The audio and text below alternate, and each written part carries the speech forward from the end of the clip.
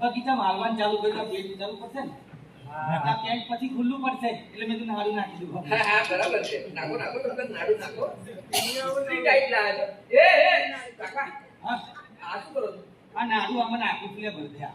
એ કાકા આ નાડું નથી તો મારા બુકની દોરી છે.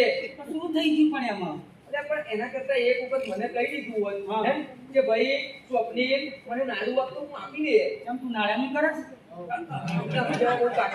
એક કામ કરો હું નાડું લેતો આવું એને રહેવા દો. લાવજે ફટાફટ. નડિયાદ ના જતો આગળ પડશે.